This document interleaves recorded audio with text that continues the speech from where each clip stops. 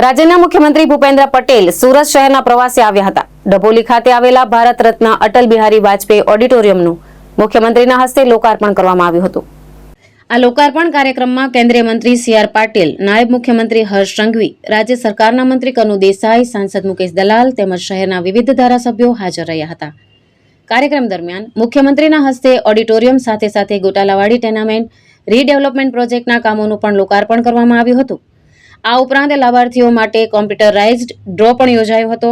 આ પ્રસંગે કુલ ₹342.81 કરોડના વિકાસ પ્રકલ્પોનું લોકાર્પણ અને ખાતમુહૂર્ત કરવામાં આવ્યું હતું. કાર્યક્રમમાં મોટી સંખ્યામાં સ્થાનિક લોકો તથા વિવિધ યોજનાઓના લાભાર્થીઓ ઉપસ્થિત રહ્યા હતા. પાર્ટી અને ગુજરાતના નાગરિકોનો જે સંબંધ છે ને, દુનિયાનું સૌથી મોટું સહકુટુંબ એટલે ભારતીય જનતા પાર્ટી અને ગુજરાતના નાગરિકો છે સાહેબ. આ અતૂટ સંબંધો છે અને આ અતૂટ સંબંધોના હિસાબે આજે આપણે આટલો મોટા વિકાસના કાર્યોને આગળ વધારી શકીએ છીએ. અને આ જ વિકાસના કાર્યોને આગળ વધારતા હું પોતે કેસરબા માર્કેટમાં મારી એક ફેક્ટરી હતી. હું નાનો હતો ત્યારથી ત્યાં જતો તો અહીંયા બેઠેલા અનેક લોકોને ખબર છે હું નાનો હતો ત્યારથી એ લોકો જોડે વેપારમાં જોડાયેલો છે. કેસરબા માર્કેટની બાજુમાં જ કયા પ્રકારની પરિસ્થિતિ હતી અને ઇમારતોની પરિસ્થિતિ કેવી થઈ ગયેલી હતી.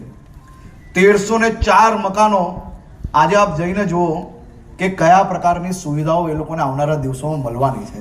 એ 1304 પરિવારોને જઈને પૂછશો ને તો તમને ખબર પડશે કે એમની જિંદગીનું કેટલું મોટું પરિવર્તન હવે આ જ જગ્યા પરથી આ જ ઘરોમાં એમના પરિવારના સપના આવનારા દિવસોમાં સાકાર કરવા માટે જે લોકો ભવિષ્યની અંદર ફરી નવા ઘરે જ્યારે વાસ્તુ કરે ત્યારે સૌ 1304 પરિવારોને શુભકામનાઓ આપું છું કે તમે તમારા પરિવાર માટે જે સપના જોયા હોય તે ફરી સાકાર થાય તેવી આપ સૌ લોકોને શુભકામનાઓ. ભાવેશ ઉપાધ્યાય, દ્રષ્ટિકોણ ન્યૂઝ, સુરત.